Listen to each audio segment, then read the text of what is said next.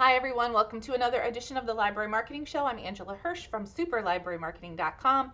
Before we get to today's topic, which is an answer to a viewer question, I want to encourage you to let me know what you think of today's episode by clicking the thumbs up, the like button. Please share this video, and if you have any comments or suggestions after hearing what I have to say today, go ahead and put those down in the comments. So, Hannah from the Johnson City Public Library in Johnson City, Tennessee, they're getting a new website, and she wants to know, we have this blog on our current website. Is it okay to delete old blog posts, or kind of like go through and weed our old blog posts?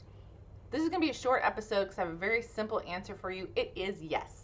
So there are really three factors to think about as you go through all your old blog posts to determine whether you want to migrate them or you want to, we'll call it sunsetting. So the first thing is the blog post out of date? Maybe it was about an event that happened a long time ago, is no longer something your library does. Go ahead and delete those. Is the information irrelevant? A good example of this is on my blog, superlibrarymarketing.com.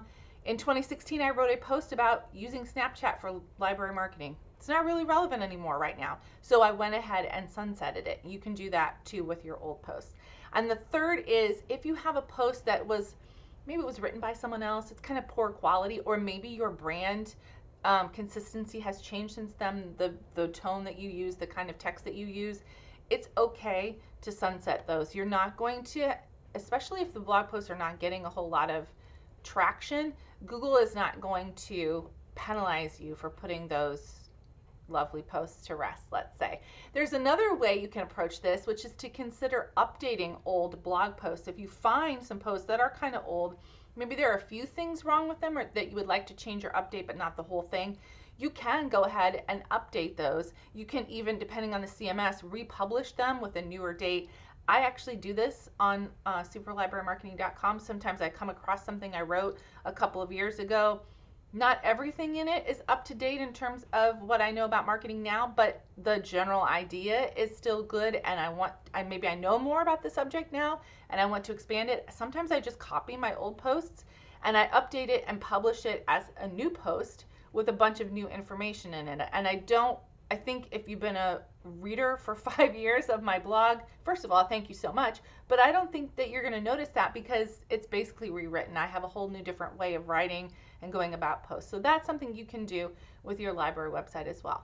Hey, do you have a website with a blog, and do you have some tips for Hannah? Go ahead and let us know down in the comments if you have a blog and how you handle old posts. You can also go to superlibrarymarketing.com and click on the Library Marketing Show tab to make a suggestion for a topic for a future episode, or to nominate someone for kudos, or nominate yourself.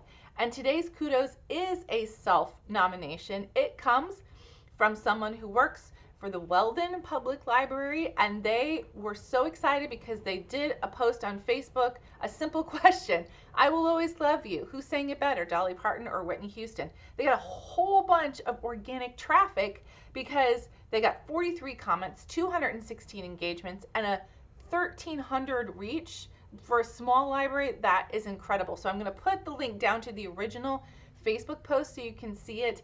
And I just want to shout out Amy, who nominated herself for this. I do think you absolutely deserve a pat on the back. And this shows kind of the simplest stuff can really blow up on Facebook. And then the very smart thing that she did was in the comments, she put in how you can listen to these songs in the library collection. So she's doing some collection marketing and boosting her organic reach. Kudos to you, Amy. All right. I want to thank you all for watching with me every week. Again, make sure you give me a thumbs up, like if you like this video, comment if you have something to say, share this video with other folks working in library marketing. Thank you so much, and I'll see you next time.